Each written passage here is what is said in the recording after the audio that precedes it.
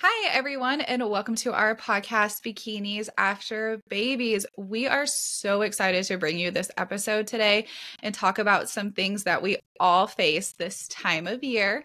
I am your host, Mandy Rashawn, here with your other amazing host. Oh, thanks, Mandy. Well, hello, everyone. I'm Gillian Hughes. Thank you for tuning in to episode 2. Really excited to share all this information. We got some great feedback on our first episode, and I'm just excited to be doing this and bringing all this info to you ladies and gentlemen. Yeah. Any men listening out there, as you can see in our comments I think it's Spotify. I think our video on Spotify, it's Spotify or YouTube, your kiddo, and then my son, and then my husband listened, and they left like really cute comments. So I was like, we have 3 fans. Your husband listened too. Yep. Yeah, I know. It's awesome. So, yeah. Thank you for subscribing. Thank you to our 3 subscribers, our family members. Yeah. So, well, when we first started this, yes. I know people were like, as long as we reach somebody out there, somebody's listening. I know there's a lot of podcasts, but I don't think that there's ever a need for anybody who's got something interesting to talk about to not, venture out and do this. And so I'm just really excited. And it's been like a really good motivator too. Like, I think as we go through our preps this year, it'll be fun to share like the ups and downs. And, I always find like my cardio time is when I'm thinking the most and coming up with like creative ideas. So we might record like 7 episodes in one day. Probably not, but yeah. So, right. We could do that. But yeah, so to let you guys know, Gillian and I sit down and we do our recordings on Mondays, and then we air our recordings either on Wednesdays or Fridays, just however kind of works best for like our schedule. So right now we're recording right after a fun weekend. This weekend is so much fun. And for those of you that don't know, I'm located in Kansas City, and I went to St. Louis this weekend where a lot of my family live, and Gillian hosted an amazing Christmas party. That was so much fun. I know we did have such a good time. It was really fun just getting everybody together, and we meet weekly on like Zoom and Google Meet, which is cool because we get to, see each other and connect and whatnot. But just to get together in person is really fun. And I'd love to do it more than we do. I mean, we had a great social event in the summer. And then of course, our holiday party. It was great with little jammies, and everybody made their own like themed charcuterie board. And it was a really good time just to get everyone together. It was really fun. So, yeah, you guys should check out the reel that's on our Instagram. I'm Mandy Rashawn Fitness, and then you have St. Louis Momshell for Gillian. And the reel is so cute. You can see our boards and like our cute pajamas. That was fun, like picking out the pajamas. I know. Yeah. And I'm excited. We did headshots as well and a Christmas card for our clients. So it was really fun just to get everyone together, and new headshots are always a good thing. The last time we did our group photos, one of our coaches was pregnant, and then we've since added another coach. So we were a team of 6 now. So it's crazy to see that growing, and, just nice to get everyone together with commonalities, and everybody's got kiddos, and it was just nice to have a little girls' night. And we had some naughty things and some nice things as well. So that's kind of one of the things we're going to talk about today, is just how to navigate the holidays, special occasions, treats, all that stuff. And then how that sort of leads to longevity and success as a bikini bodybuilder. Yeah. So for our listeners, to let you know, I am doing a competition at the end of March. So I just am coming out of my off season per se, and I am entering into my prep. So with my prep, I do take my eating very simplistically, is like how I like to call it. I do my own food. I cook my food. I pack my food, bring my food, and I eat that. So I love to participate in all of the holiday parties. I have nieces and nephews. We do cookies, gingerbread houses. We did our Christmas party, with you, Gillian, and I have a lot of holiday parties I'm going to go to, but I will always bring something. I will always, contribute, spend time with everybody. I never want to miss out on the memories. But for me personally, my growth, I won't participate in eating any of the food or drinking any of the alcohol. And I've been able to cultivate those habits and have absolutely no problem with it, and no problem being around the food and alcohol and people really well. And it seems like the majority, like probably all my friends and family have all completely accepted it.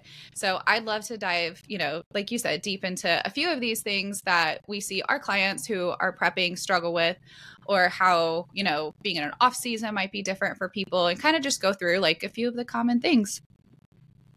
Yeah, absolutely. And I think that this pertains not only to girls that are preparing for competitions, but anybody that's on a journey to like change their body composition, lose body fat, or maybe they're just trying to clean up their habits. And we just live in a time where, socializing is a big part of what most people do. And I mean, I would say that's true for me, but also a huge part of what I do is kids' activities, sporting events. We travel for cheer. Sometimes we have wrestling tournaments that are, in high schools where there's nothing nearby and really you can't leave. So, just having a strategy to be able to navigate those things and not use those things as a reason to delay working towards your goal, because it just never really slows down. I mean, I talk to people all the time that have new babies and they feel very overwhelmed with that schedule. And I remember feeling that way too. And it just gets busy in different ways as kids get older. So I think it's important to develop those habits and strategies. Otherwise, you'll just always put yourself last and put everything else ahead of it. And I mean, any time of year there's something going on. We go from Christmas to New Year's to Valentine's Day into spring with Easter and Mother's Day and all that. I mean, you could just really like eat your way through life if you wanted to. And certainly like it's not to say you can't have those things, but one of the tools that we are asked about a lot is, how do we help clients? How do we help other people be able to make better choices and not feel like they're really missing out when they can't have the cake or the pizza or the wine or whatever it is? And so competitors do that well, but I think I also caution people away from being strict all the time and really limiting your options, because I always feel like that backfires, don't you think? Yeah, it can. I see that especially when you limit yourself so much that when you do, you eventually will cave. And that's so detrimental, because not only have you limited yourself, you cave. And then usually when you cave, you binge eat and you just feel awful or sick. You start getting mad at yourself mentally, and you have, you start talking to yourself in a negative narrative in your head. And it's just so hard on yourself. And it's sad because you don't have to be like, if you, which is one of the things we'll go into. We can kind of talk about that right now. What happens if you're at a holiday party or an event, or out of town, like you said, something happens and you do cave. Like, you packed your food, you ate your food, and what should you do if you cheat on your plan? You cave and eat something or drink something that's on your plan. Just let yourself know it happens. Like, we have all failed. We have all tripped and fallen. We've all eaten something we're not supposed to while we're on a nutrition plan or on a health and fitness journey or getting ready to go on stage. It has happened to all of us. And what you should do is just realize, like, okay, I did that. It's going to be okay. I'm going to get right back on my plan later today or tonight or tomorrow. Do not think you can out cardio it. Do not think that you can outlift that. Well, if you have time to go to the gym, like, you can go to the gym, but don't out cardio it. Don't think you need to run on a treadmill for an hour because you caved and ate something bad. Drink a bunch of water. Let yourself know it's okay. Don't hate on yourself. Be kind to yourself, and just pick yourself up the next day or later that day.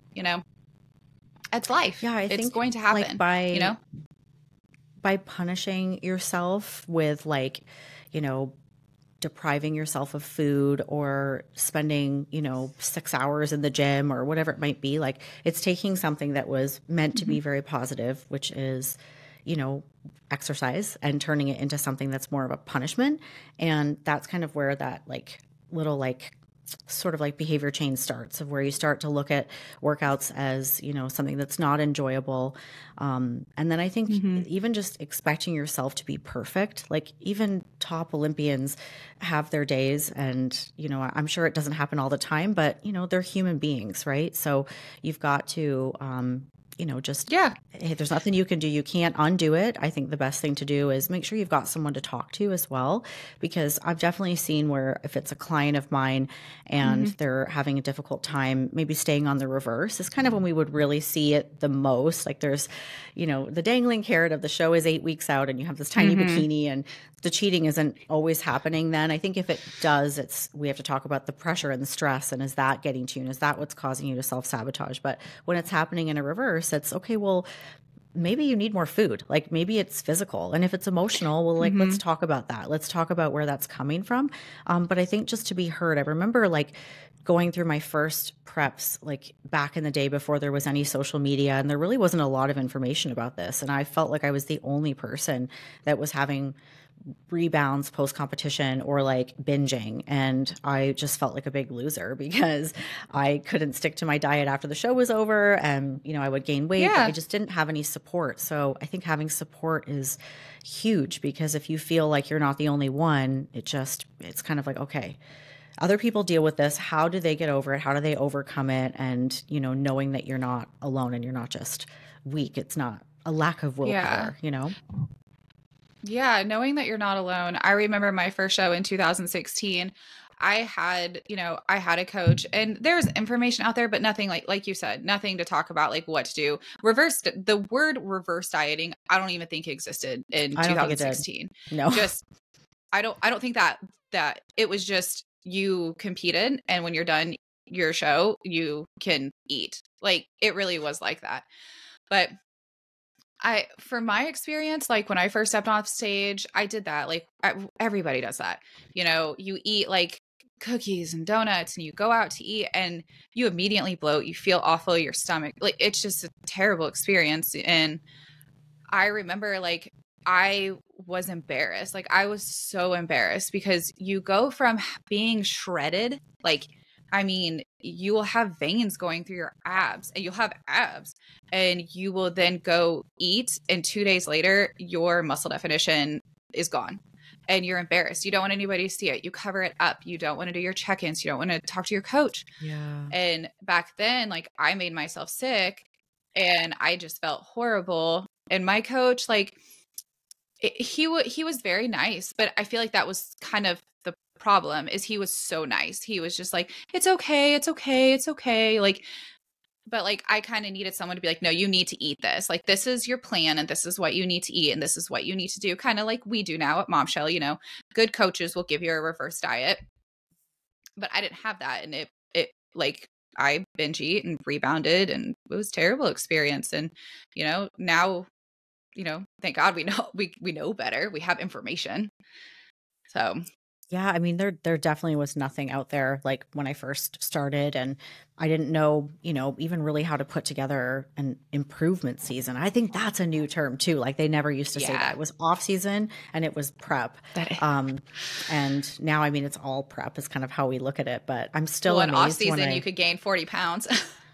Well, and the thing about that too is that like people do it. I think we had this conversation about, someone that's commonly known that manages to gain and lose 40 pounds in her off seasons, and everybody's different. So I think it's dangerous to say, oh, you should only gain 5 to 10 pounds, or they even give like these percentages, which I'm just like, where is this even coming from? Everyone is so different. And I think that it's not healthy to like have those parameters. I think it's just for yourself having a guideline. And what we kind of like run into with some of our clients is they might be a transformation client that was like a lifestyle client, and maybe they haven't seen like a single digit clothing size in like 10 years. So we don't even really know what their maintenance weight is. So it's hard to give that person a goal, but there's just so much, stress around numbers and rebounding and all this stuff. The whole thing is just, women just feel very stressed about it, but you also can't stay in that shredded condition all year round. It's not healthy and you won't make any improvements. So, I think again, having a good coach, not only somebody who's set up a really good reverse plan for you and is going to keep you accountable and support you along the way, but just also, making sure that you've got support and people that you can talk to, because you could be so prepared. Like, I mean, I've done like 22 shows, and I mean, I'm like, oh, I'm not going to struggle this time. I struggle every time. Every time I struggle, and I'm like, oh, you know, like freaking out. And I think the biggest thing for Right. me now is because I battled some really bad reverse diets early on in my career, and it was like a spiral. It was like you had an aggressive prep because you gained too much in your off season. It was so aggressive that anything you did, you would, pick up weight really quickly. And then that led to guilt, which led to feeling bad, and then more weight gain, and then another aggressive prep. And that was like a cycle that kind of went on and on and on. So for me, like, taking longer time to just really get my metabolism in a good spot so that my preps aren't terrible. I mean, to some people, they probably seem really, really bad, but compared to what I used to have to do to get in contest shape, they're, night and day difference. It's still always challenging, but that I think sets up for a better off season. And if you're working with somebody who does, refeeds and diet breaks and stuff like that to keep your metabolism healthy, I think that's important too. But yeah, it's a whole science. Yeah, there's absolutely. too much information now, which can sometimes be a bad thing, but at least there is some. Yeah, it's kind of like it's like a catch-22, because there's so much science, or there's so much information, and there's so much information overload, but it's like you have to take a step back and be like, what's the science behind that information? Does it make sense? But everybody's body is different too. Like you were saying, like the stress around the numbers, even I'm guilty of it sometimes. Like I'll look like at a scale, or I'll look at a measurement, and I'll be like, is this going to be okay? And it's like, you have to take a minute, like even being seasoned and doing it for this long, it's like, it'll be okay. And it's like being able to be a coach that's there for my clients who come to me, and they're, am I going to be ready? Am I stressed? And we have 6-7 months, and it's like, you're doing good. You're doing great. Like you're putting in the work, you're organizing your life. Cause usually a lot of people that start a prep, they're already going to the gym. So they already kind of they've either done a show, or they haven't done a show, but they've seen people do shows. So they like are already going to the gym. They're around the gym. They understand they have to eat like a certain way. But it's a struggle when you start, because you have to, I have to be, prep my food and be on point, and like, and I have to do all this stuff. And I feel like when you start doing that, like if you're on your, so many weeks in, and it's like all of a sudden you, like you said, you don't do it, it's okay. Like nobody is perfect. Nobody's going to get this 100%. Olympians don't get it 100%. They've just done it longer, and they have better habits because they've established those habits longer. In our clients who have established some habits, like you keep building all those habits, and that's where you see like, the 40-pound weight loss, the drops in, scale weight, or that's where you see like, I have clients that have like lowered their blood pressure, and they had high blood pressure before, that's where you start seeing like these healthy, wins for people. And it doesn't always have to be related to numbers. And you just see like, it's the habits that you've built that are getting you there. Habits are everything. And you're right. Like, I think that if somebody is interested in preparing for a competition, they're already doing a lot of things that are going to line them up to be successful. Like it's very rare that someone's like, I don't work out, I think I'd like to compete. Like, okay, I have actually a couple times seen that and been like, well, there's some baby steps first. We need to like get you off the couch first, and let's get active.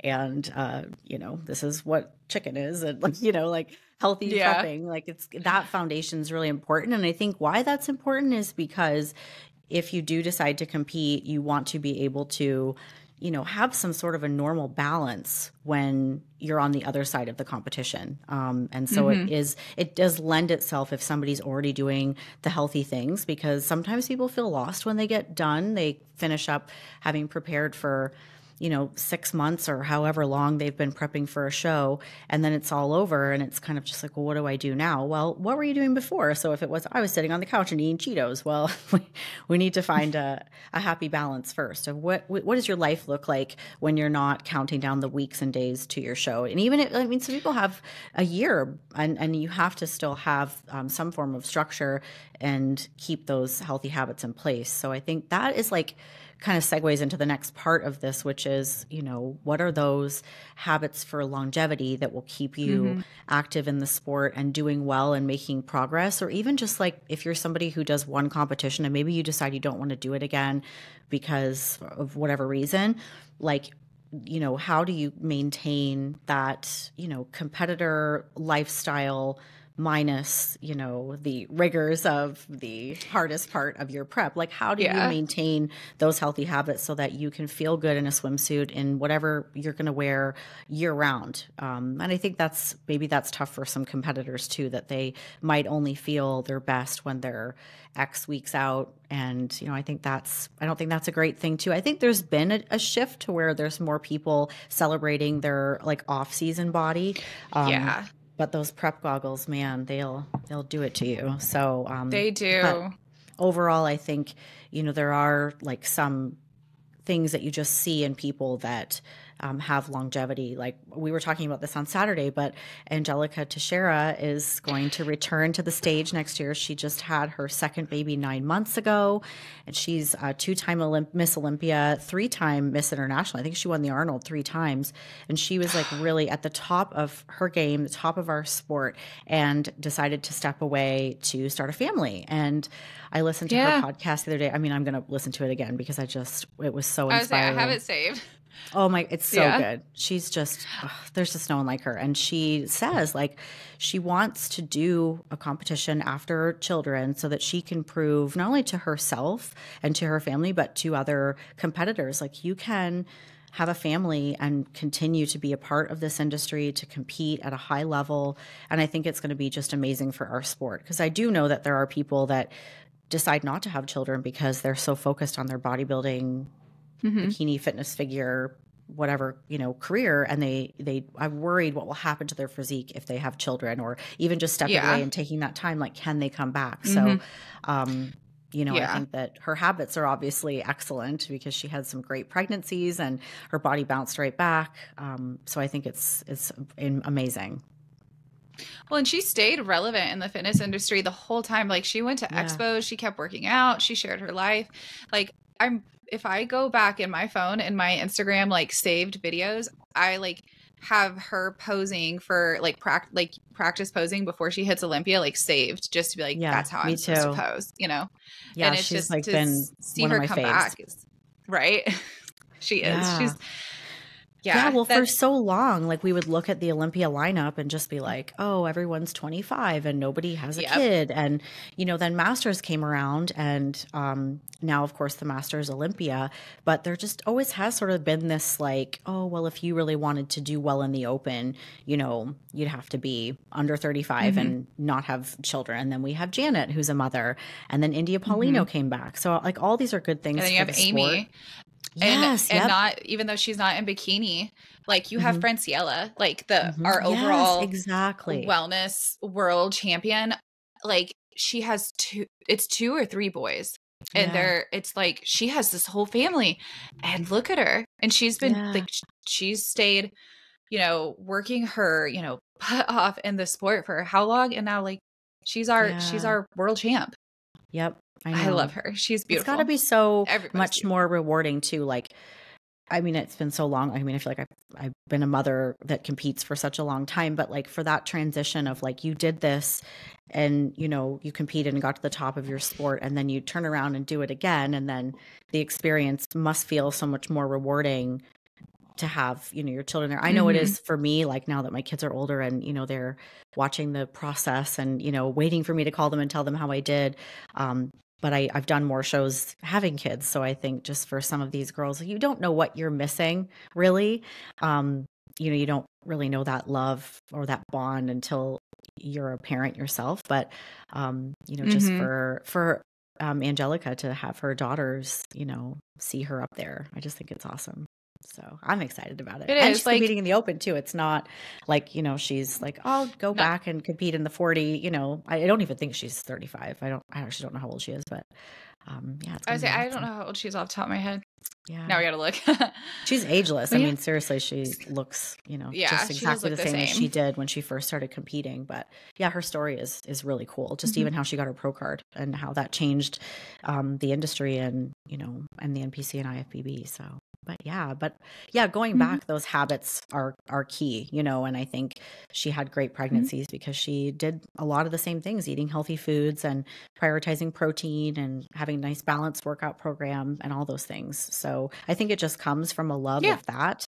And that's kind of where, when I said earlier about like not beating yourself up if you overdo it, by, punishing yourself in the gym and then starving yourself, like those are not healthy reactions to, having a slip up. And it just creates this like negative space around, diet and exercise. I think the best thing that you can do is just brush it off, talk to a friend, start fresh. And, obviously that's happening over and over and over again. Yeah. Then there's some issues that you've got to work out and there's help. It doesn't take forever to fix those things. But if you just keep trying to like, okay, I'm never going to do that. I'm never going to binge again. You're not fixing it if you're just like, yeah.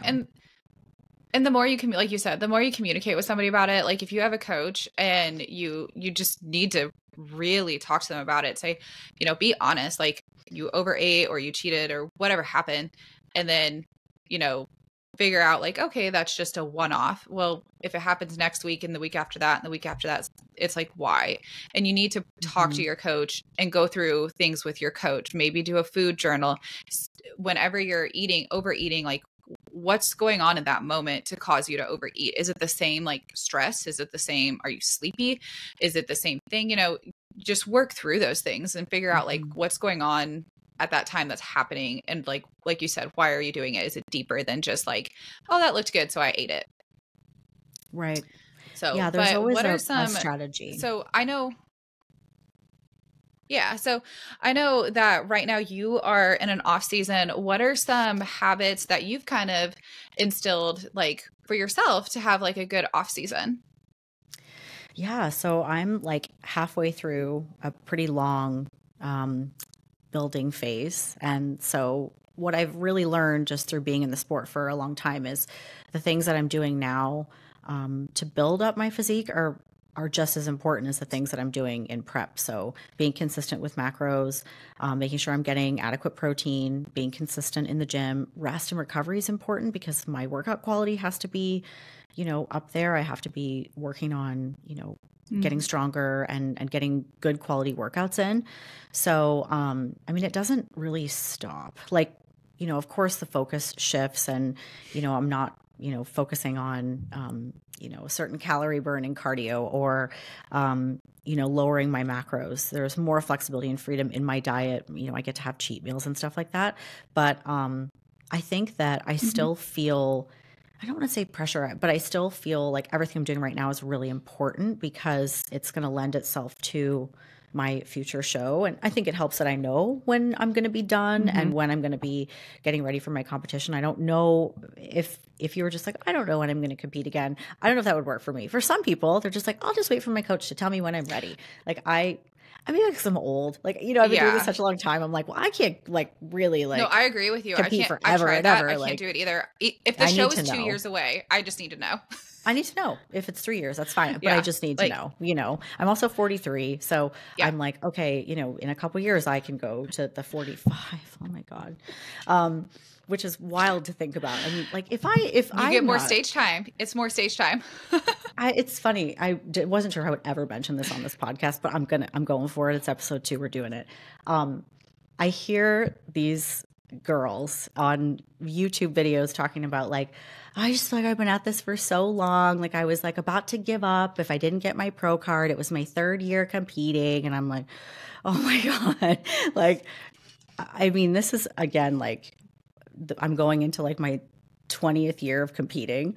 And so I jokingly, I'm like, oh my gosh, if I don't get it this year and I come back in 2025, I'll be 45. And I mean, I guess I'm going to keep going until I get it. But I'm like, God, I really hope we're not pushing into like 45 to get my pro card because of how long I've been doing it. But hey, if that's what it takes, I'll do it. But yeah, I just think I need to know, what timeline we're working with. I do love it. Yeah. Yeah. And I think there isn't an age cap on it. We talked about this last episode. You can do this as long Mhm. as you want, you know. But I certainly just have for myself at least like a goal of kind of when I would like to see that happen, because I've come so close, like the last 2 years, coming like, you know, second and third, you Mhm. know, 1 or 2 spots away from my pro card. Like I'm like, oh, we were so close, you know. So, but yeah, I think as far as habits go, I mean, I never stop prepping food. I always take my food places. Um, I don't Mhm. even leave the house without thinking about, oh, you want to be back for a snack, or should I take a protein bar with me, or whatever it might be. So I go to the gym in the morning most days. I mean, I'm taking more recovery days now because I'm in an off season, but like I'm a 4 a.m. gym person, always have been, just fits my schedule. So like that stuff doesn't stop. Um, but, you know, I think I've seen people lose motivation when they're not seeing results, or when their diet's a little bit more lax, and, you know, they just don't feel as energetic. And it is hard to push. I think sometimes, like, you know, when you're in prep and you almost can't sleep because you can't wait to get up the next morning and see how much leaner you got, and get to the gym and put on your outfit and everything looks good. And it's like, it's really motivating. Yeah.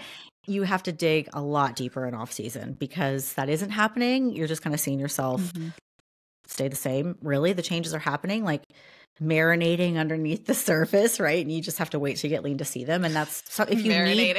those, yeah. But if you need that all the time, it is tough, and you got to get over it. You just do. I mean, it's not going to happen. So just suck it up and be patient, and you'll get to see it. You get to see those results, but you're Right. not going to have those same wins that you did when you were prepping for your first show. And it was every week you're getting leaner and you look, you know, awesome. And everybody's like, oh yeah, what are you doing? You know, you don't get that in off season. You know, it's like, oh, hey, what's up? You know? Right. So, Yeah. but what about you? I mean, you have had a pretty long off season and kind of overcome injury and Mhm. all of that. I mean, I think that's an interesting thing to talk about too, is like how you were able to like refocus after having had an injury and tweaking your training and whatnot. What was that like for you? Yeah, so I finished out my show in 2022. It was May 2022, and I knew that I needed more muscle. Like I knew in my delts and my glutes, I needed to build more muscle. So I immediately started lifting heavier. Like it was the next week I had, I had my, few meals that I had after my show, and then it was like a week or I think it was right the next week. I just immediately started lifting heavier. I'm like, can I add more plates? Can I add more weights? Can I do this? And I could. So I started really challenging myself, and I was really having a good time. It was fun. And then that summer, I was doing an RDL. I wasn't paying attention, completely my fault. And this is why, like, if you're ever lifting heavy weights, ever lifting legs, like be super aware of your form, be very conscious of what you're lifting. I wasn't paying attention, and I herniated my disc, my Oh, L4 and L5. I lifted, and I lifted with my back, and immediate nerve pain down my leg, all the way down to my foot, from the like my lower back to my foot on my left hand side. I've never had any injury before. This was very traumatic. I was super scared. I called my husband immediately, and I was like, I did something. I need to go to bed. I like went home, went to bed. Next day, horrible. Couldn't really walk. And then of course went to doctors in the emergency room and or urgent care. And they did, the x-rays, you could see it. And they sent me to PT. The recovery from that was horrible. So I couldn't lift any legs, no lower body. I had never had nerve pain. It was just a shock to my system. My nervous system was so mad. Like I couldn't even intake caffeine the same way. Like I couldn't drink coffee the same way. wow. Every day was a struggle for months. And I was on medication. I was so scared because I didn't know if I'd have to have surgery. The doctors were kind of pushing surgery after PT because PT really didn't work. I was not, I'm just obviously, we're not, MD people per se. Kind of, we try to find solutions ourselves. I Hmm. went to a sports massage therapist, which, if you're located in Kansas City, like message me because this woman is a godsend. She worked on my hip, and she is so knowledgeable. I went to her all the time. I got to a point where I kind of got better. She helped me with a lot of things, with mobility exercises, stuff to do at home. I was able to lift upper body at the gym. So I still started lifting heavier. I still started growing my delts, Hmm. and my arms and back, but nothing lower. So I worked with her. It My back pain came back after traveling. I went to the Arnold Expo this year. and I went to Las Vegas, and the sitting just Oh still yeah. hurt it. She recommended, the doctors were like, you need to go see a surgeon. And I was like, no. And my massage therapist recommended me to a dry needle guy who is a chiropractor, who was like, we're going to get you back to normal in 4 weeks. Like, I can do this if you give me 4 weeks. And I was like, here's 4 weeks. And he did it. I Wow, do that's dry awesome. needling probably once a month. I do massage therapy once every like 6 weeks. I do mobility exercises. I stretch all the time. I'm very cognizant of my movement. So I was able to go back to lifting heavy weights. And throughout this whole time, I still ate and prepped my food. Like you said, I was in an off season, so I was still way more relaxed with what I ate. I ate more food because I wanted my hormones to regulate really well. I wanted to heal. Um, I still like ate my, chicken and veggies, salmon veggies. I had carbs, like I had date nights with my husband, I still did those things, but I still prepped my stuff. I'm not big on eating out, even in an off season. I like cooking my own food. Hmm. So when I got better, I, so fast forward to this summer now, I was like, okay, I'm able to lift heavy. Let's really go. So I've been lifting heavy. So upper body, I've been lifting heavy for almost a whole year. Lower body will be a whole year. I've just been pushing weight, more calories.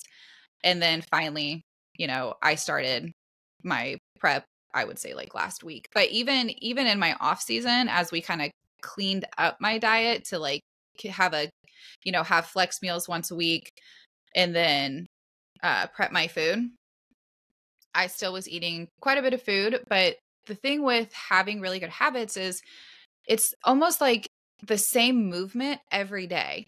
You can have different food. You can have, different proteins, different veggies, different carbs. You can have different kind of drinks, but it's the same calorie intake. It's, moving your body, working out, and just finding your happiness with it.